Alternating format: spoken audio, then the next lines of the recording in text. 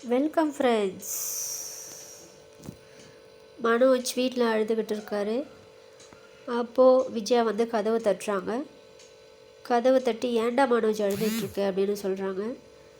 என்னை இப்படி ஏமாற்றிட்டு போயிட்டாலேம்மா, நான் அவளை எவ்வளோ நம்பினேன், அவளை எவ்வளோ நேசித்தேன், ஆனால் இப்படி பண்ணிட்டாலே, எல்லோரும் எனக்கு கேவலமாக பேசுகிறாங்க, கேவலமாக சிரிக்கிறாங்க, நான் என்னம்மா பண்ணுறது, என் வாழ்க்கை இப்படியே தான் போக போதா அப்படின்னு சொல்லிட்டு அழறாரு. மனோஜ், நீ அழாதடா, நீ என் ராஜாடா, நீ என் தங்கண்டா, யாரும் உன்னை எதுவும் சொல்கிறதுக்கு நான் விடமாட்டேன்டா, அவங்களெல்லாம் ஒரு வழி பண்ணுறேன்டா, அவகிட்ட இருந்து சீக்கிரமாக விவாகரத்தை வாங்கி உன் வாழ்க்கையை நான் காப்பாற்றுறேன்டா அப்படின்னு சொல்கிறாங்க விஜயா. இதெல்லாம் நடக்குமாம்மா அப்படின்னு கேட்குறாரு மனோஜ். கண்டிப்பாக நடக்கும்டா, நீ அம்மாவை நம்பு, நீ அழக்கூடாது, நீ அழக்கூடாது, நீ தான் எனக்கு பிடிச்ச பையன், உன்னை நான் அப்படி விட்டுற மாட்டேன் அப்படின்னு விஜயா ரொம்பவே தேத்திக்கிட்டு இருக்காங்க. கட் பண்ண ஸ்ருதியும் ரவியும் ரெஸ்டாரண்ட்டுக்கு போகிறதுக்காக வெளியே வராங்க. அப்போ மீனா எதையோ யோசிச்சுக்கிட்டு முத்து பேசுனதெல்லாம் மனசில் போட்டு குழப்பிக்கிட்டு ரோட்டில் வந்துட்டுருக்காங்க. அப்போ அப்படியே மயங்கி விழுறாங்க. அப்போ ஸ்ருதியும் ரவியும் பார்த்துட்டு, அங்கே பாரு மீனா கீழே விழ போகிறாங்கன்னு சொல்லிட்டு ஓடி போய் பிடிக்கிறாங்க. என்ன ஆச்சு அண்ணி, என்ன ஆச்சு, ஏன் இப்படி, ஏன் டயர்டாக இருக்கீங்க அப்படின்னு சொல்லி ஒரு இடத்துல உட்கார வைக்கிறாங்க.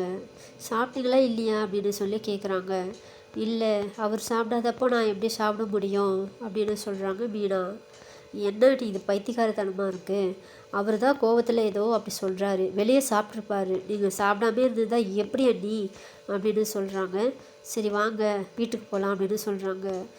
இல்லை இல்லை, அவங்க அம்மா வீட்டுக்கு கூட்டிகிட்டு போகலாம் அப்படின்னு சொல்கிறாங்க ஸ்ருதி. சரின்னு சொல்லி அவங்க அம்மா வீட்டுக்கு கூட்டிகிட்டு போகிறாங்க. அவங்க அம்மா வீட்டுக்கு கூட்டிகிட்டு போய் நடந்ததே எல்லாம் சொல்கிறாங்க. அப்போது மீனா மேலே எல்லோரும் கோவப்படுறாங்க. இருந்தாலும் மீனா பக்கத்தில் இருக்கிற நியாயத்தையும் அவங்க புரிஞ்சுக்கிறாங்க. சரின்னு சொல்லி முத்துக்கிட்ட இன்ஃபார்ம் பண்ணுறாங்க. முத்து வராரு. மாப்பிள்ளை, என் பொண்ணு பண்ணது தப்பு தான், ஆனால் அவள் சூழ்நிலை கைதி ஆகிட்டா. அந்த ரோகிணி என் பொண்ணை ஏமாற்றி இப்படியெல்லாம் சொல்லியிருக்கா. அவளுக்கு பொய் சொல்லவே தெரியாது.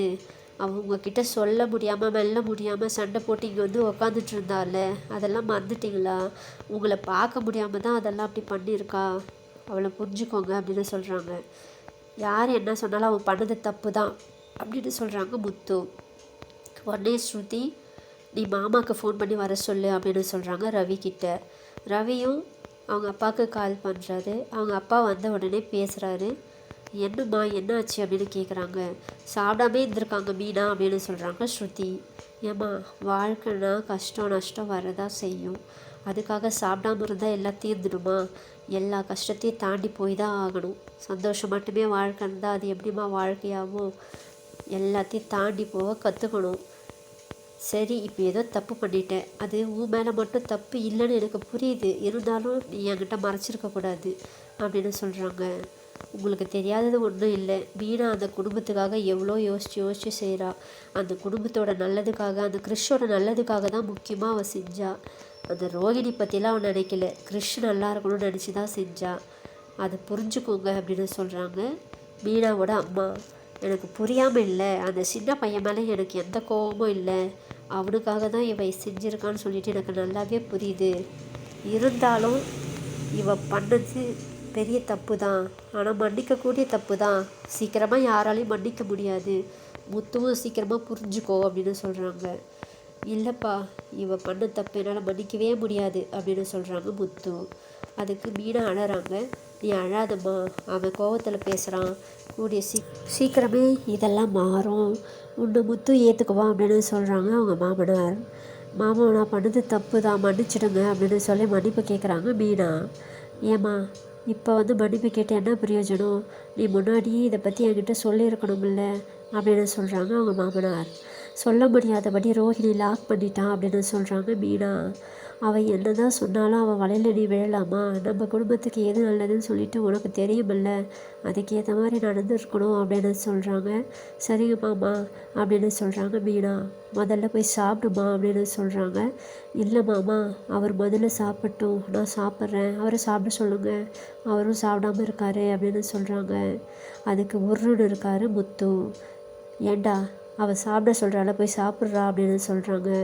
இல்லை, முதல்ல அவளை சாப்பிட சொல்லுங்கள், அப்புறம் நான் சாப்பிட்றேன் அப்படின்னு சொல்கிறாங்க முத்துக்கு இன்னும் மீனா மேலே பாசம் இருக்குதுன்னு சொல்லிட்டு இந்த ஒரு விஷயமே நிரூபிக்குது. மீனா ரொம்ப சந்தோஷப்படுறாங்க. நம்மளை சாப்பிட வச்சு அவர் பார்க்கணுன்னு நினைக்கிறாருன்னு சொல்லிட்டு சாப்பிட ஆரம்பிக்கிறாங்க. ரோஹிணி இந்த பக்கம் என்னென்னமோ பிளான் பண்ணுறாங்க. அந்த எதிரி கூட சேர்ந்துட்டு பிளான் பண்ணிக்கிட்டு இருக்காங்க. அவங்களும் இவங்களுக்கு சாதகமாக பேசுகிற மாதிரியே சீக்கிரமாக அந்த விஜயா வீட்டை எழுதி வாங்கணும், இவளை வச்சு தான் எழுதி வாங்கணும்னு சொல்லிட்டு அவங்க அடியாளும் கூடலாம் சேர்ந்து பேசிக்கிட்டு இருக்காங்க. இது தெரியாமல் ரோஹிணி அவங்களுடைய வலையில் மாட்டிக்கிட்டாங்க.